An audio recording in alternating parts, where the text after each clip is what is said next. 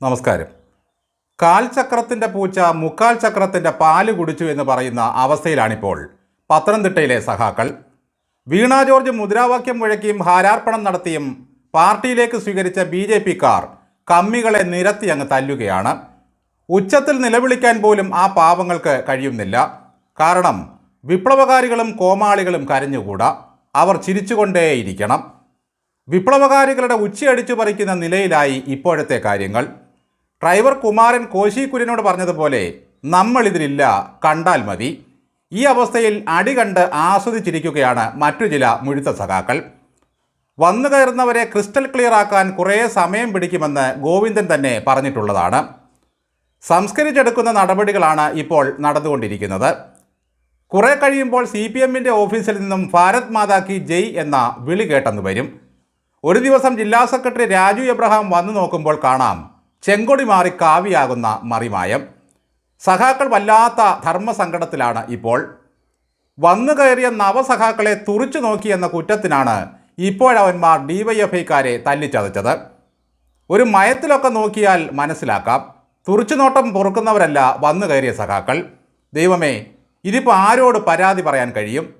വിളിച്ചു കയറ്റിയ വീണ ജോർജിനോട് പരാതി പറഞ്ഞാൽ പറയും ഞാനും വന്നു കയറിയതാ, അത്തരക്കാരുടെ വികാരം മാനിക്കേണ്ടി വരും എന്ന് മറുപടി. കൊടി വീശി സ്വീകരിച്ച KP ഉദയഭാനു തിരക്കഥയെല്ലാം പൂർത്തിയാക്കി അടുത്തൂൺ പറ്റി. പുതിയ സെക്രട്ടറിക്കാണെങ്കിൽ വന്നു കയറിയതാരാ ഉണ്ടായിരുന്നതാരാ എന്ന് നല്ല നിശ്ചയമില്ല താനും. വന്നു കയറിയ ഒരുത്തിനെ കാപ്പ ചുമത്തി 1 മാസത്തിന് മുമ്പ് നാട് കടത്തിയിരുന്നു. അതേപ്പറ്റി ചോദിച്ചപ്പോൾ CPM-ൻ്റെ ജില്ലാ സെക്രട്ടറിയായ രാജു എബ്രഹാം പറഞ്ഞതാണ് രസം. മഹാത്മാഗാന്ധിക്കെതിരെ എത്രയോ കേസുകളുണ്ടായി, അദ്ദേഹം ജയിൽവാസം അനുഭവിച്ചു. SFI നേതാവായിരുന്ന ആർഷോയ്ക്കെതിരെ 40 കേസില്ലേ എന്നൊരു ചാനൽ ചർച്ചയിൽ ഒരാൾ ചോദിച്ചപ്പോൾ ഡോക്ടർ ചിന്ത ഓല പറഞ്ഞത് മഹാത്മാഗാന്ധിക്കെതിരെ കേസുണ്ടായിട്ടില്ലേ, ജയിലിൽ കിടന്നിട്ടില്ലേ എന്നായിരുന്നു. അത് ചിന്തയുടെ ഡോക്ടറേറ്റിൻ്റെ വിവരക്കേടാണ് എന്നാണ് അന്ന് കരുതിയത്.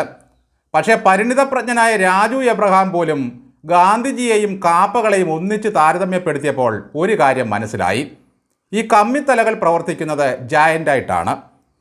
ഈ ഗുണ്ടകളെ ആനയിച്ചകത്താക്കിയപ്പോൾ വീണ ജോർജിൻ്റെ ഒരു വീര്യം കാണണമായിരുന്നു. ആ വിപ്ലവബോധം കണ്ടിരുന്നെങ്കിൽ KR ഗൗരിയമ്മ പോലും പറഞ്ഞു പോകുമായിരുന്നു, ഹോ ഞാനൊക്കെ എന്ത്. തല്ലുവാങ്ങിയ DYFI-ക്കാരോട് സംയമനം പാലിച്ച് വീട്ടിൽ പോകാൻ നേതൃത്വം ആവശ്യപ്പെട്ടു. എന്നാൽ അവർ കേസിൽ ഉറച്ചു നിൽക്കുകയാണ്. അടി വാങ്ങിയവർ വേണമെങ്കിൽ BJP-യിലോ യുവമോർച്ചയിലോ ചേർന്ന് പകരം വീട്ടുക എന്നത് മാത്രമാണ് ഇപ്പോഴത്തെ പോംവഴി. അല്ലെങ്കിലും ഈ പാർട്ടിയിൽ വന്നു കയറുന്നവർക്കാണ് വിപ്ലവ വീര്യവും ഡിമാൻഡും കൂടുതലുള്ളത്. പാരമ്പര്യമായി ഇതിലുണ്ടായിരുന്ന കൊഞ്ഞാണന്മാർ നോക്കിയിരുന്ന് വെള്ളമിറക്കും. ചെടിച്ചട്ടി കൊണ്ട് തല്ലുന്ന DYFI-ക്കാർക്ക് യുവമോർച്ചയിൽ നിന്നും വന്ന നവജാത സഖാക്കൾ ഹെൽമറ്റ് കൊണ്ടുള്ള അടിയാണ് നൽകിയത്. നോക്കണേ, സഹജമായ നിഷ്കളങ്കതയോടൊന്ന് തുറിച്ചു നോക്കിയതിനാണ് ഈ അടിയെന്നോർക്കണം. അപ്പോൾ കാര്യമായ വല്ല പ്രശ്നത്തിലും ഏറ്റുമുട്ടിയാൽ എന്തായിരിക്കും ഇവിടുത്തെ അവസ്ഥ? കൊടുക്കണമെന്ന് കരുതി വെച്ചതായിരുന്നു, ഇപ്പോഴടുത്ത് കിട്ടിയപ്പോൾ പണി കൊടുത്തു എന്ന് മാത്രം.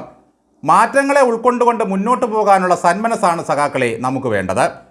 BJP-യിൽ പ്രവർത്തിച്ചുകൊണ്ട് മർദ്ദിച്ചാൽ രാഷ്ട്രീയ പകപോക്കലാകും, കള്ളക്കേസാകും. അകത്ത് കയറ് കൂടി 2 എണ്ണം വെച്ചു കൊടുത്താൽ മധ്യസ്ഥതയാകും, കേസുമില്ല.